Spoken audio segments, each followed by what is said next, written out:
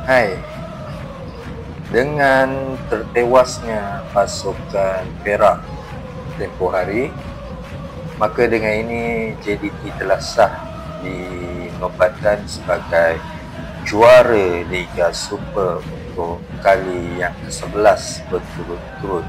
Wah, satu pencapaian yang orang kata bukan mudah lah untuk mempertahankan kejuaraan selama 11 kali berturut-turut. 11 kali berturut-turut tu dia bukan tahun ni menang, tahun depan tak menang, tahun ni menang, tahun depan tak menang. Dia tidak.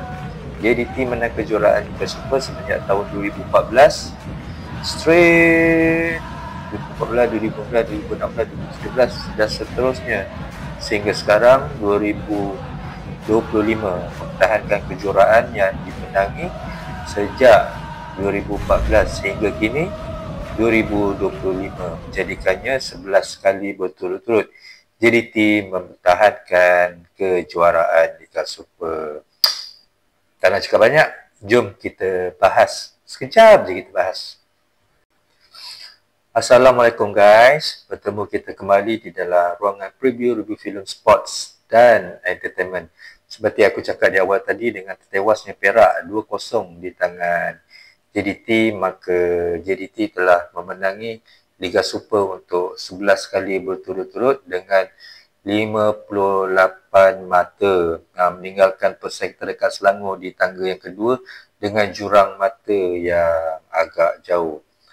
Tahniah untuk JDT, gol telah dijaringkan oleh assist daripada Arif Ahman, gol pertama dijaringkan oleh Jose Rodriguez, dan gol kedua gol penalti daripada Obregon.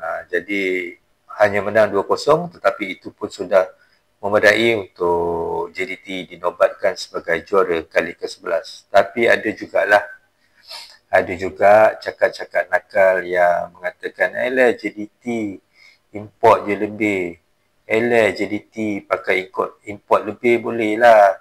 Mana player lokal JDT, mana anak jati JDT, mana anak jati Johor. Itulah yang selalu dikatakan oleh haters setiap kali pasukan diorang kalah dengan JDT. Lebih-lebih lagi dalam pertandingan ACLE, JDT menggunakan import keseluruhan, hanya seorang dua saja anak tempatan iaitu Arif Aiman. Itu pun Nasur Insha, dia adalah player warisan. Tetapi player warisan pun dia ada darah Malaysia. Jadi tak perlu nak pertikaikan lah. Okey, jadi aku jelaskan kat sini kenapa JDT menggunakan keseluruhan full import untuk kejohanan ACLE ataupun Asia Championship Elite.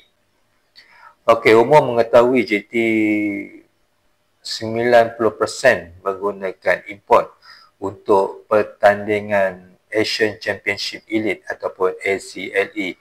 Kenapa JDT berbuat begitu? Sebab boleh dek. AFC telah memberikan kebenaran. AFC telah memberikan kebenaran kepada pasukan-pasukan daripada Asia Tenggara untuk menggunakan player import tanpa had ataupun player import no limit. Untuk apa? Untuk pasukan daripada Asia Tenggara ni bersaing dengan pasukan-pasukan daripada Asia seperti Korea, Jepun ataupun Arab Saudi.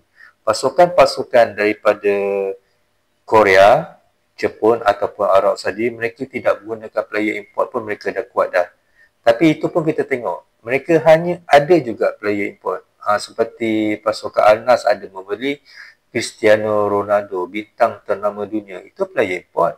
Begitu juga dengan pasukan seperti Pohang Steelers. Begitu juga dengan pasukan seperti Ulsan Hyundai. Begitu juga dengan pasukan seperti Urawa Red. Semuanya ada import. Kenapa hendak dipertikaikan? Buriram United daripada Thailand lagi banyak import. Kenapa?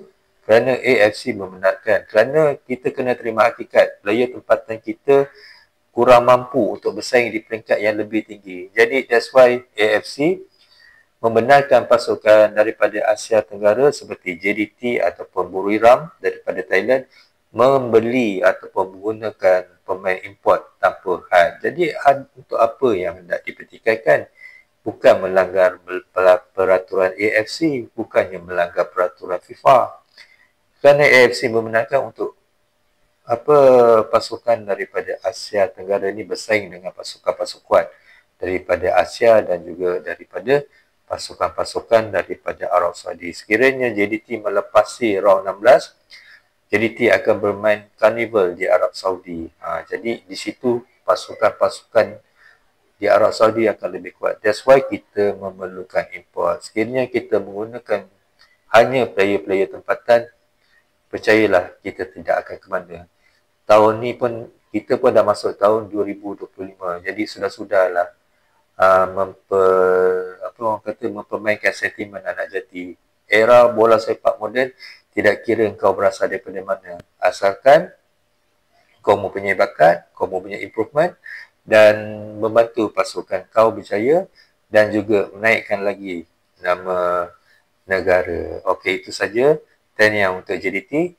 Sekiranya anda berasakan video ini bermanfaat, sila repost, komen, copy dan share dan dikongsikan kepada semua. Tahniah kepada pasukan Johor Darul Takzim dan diharapkan pada tahun hadapan pasukan-pasukan lain janganlah tidur. Sampai bila korang nak tengok JDT tiap-tiap tahun angkat piala?